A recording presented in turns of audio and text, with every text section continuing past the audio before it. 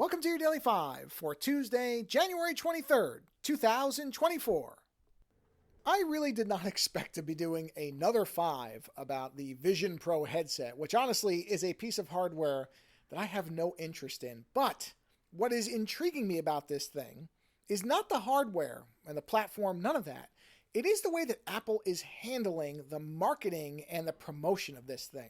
So I did 1.5 where I was talking about how I was confused about what the ad that Apple's already put out, the Get Ready one. It didn't seem to make any sense. I didn't really know what it was trying to say, and that I wasn't sure how the Super Bowl marketing was going to look for this.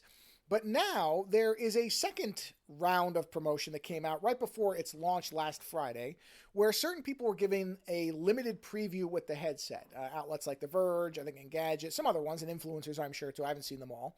And this was basically a controlled session where they were brought in.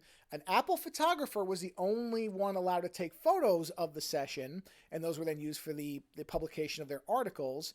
And I saw a Wired article, which I'll link here, that says something along the lines of, this is the one thing about the Vision Pro that Apple doesn't want you to see. And when you read that article, what you'll notice, and I don't think I even noticed this till Wired pointed it out, is that none of the photos show the battery pack that is attached to the headset.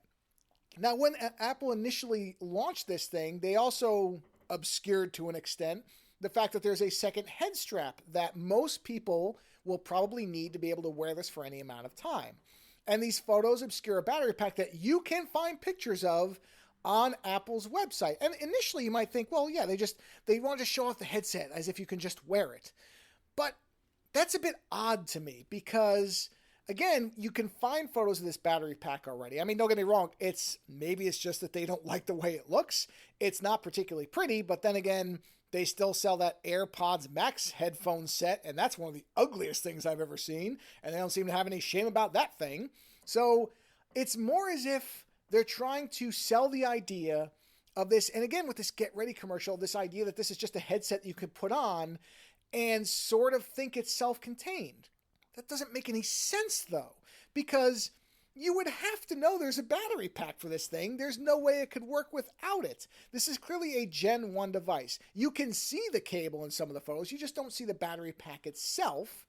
And honestly, the people who are initially buying this thing, because it's already sold out its first whatever run of orders, however many it actually is, there's dispute on, but they've cleared out what they wanted to initially.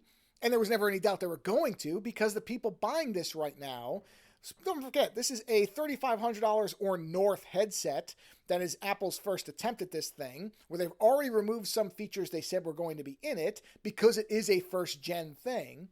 Those people were going to buy it no matter what this thing could have had a steel mesh cable that came off it and had to attach to your spine through surgical incision. And these people were going to buy it anyway. These headsets are selling to the Apple diehards right now. And they were always going to. There's never been any doubt that these things were going to sell out.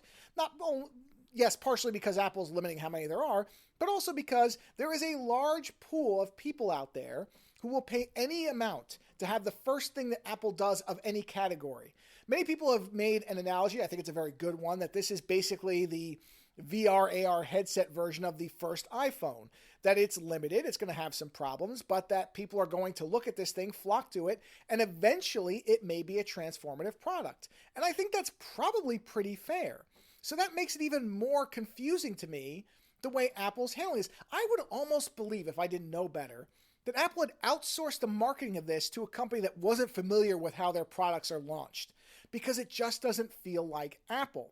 And maybe that's reflective of the fact that there's been a lot of reporting for a while now that inside of Apple, not everybody looks at this headset as the best idea that the company's ever had. I guess, but that doesn't make a lot of sense to me. It's more like Apple doesn't know how to position this thing, which, again, for all my complaints and criticism of Apple, usually I don't have a problem understanding what their messaging is. I may have a problem with the message itself because of how true or not I think it is or how it's being positioned, but I generally know what Apple's trying to say. And this is the first product that I can think of in my lifetime where I'm not clear on what Apple's message is. Does it seem like that to anybody else? Am I the only one who's seeing this marketing and finding it kind of bizarre? Just not focused, not Apple-like? I don't know. I'd be curious. Those listening, you let me know what you think, because I'm looking at this stuff and I can't make sense of it, and that doesn't feel like Apple to me. Later.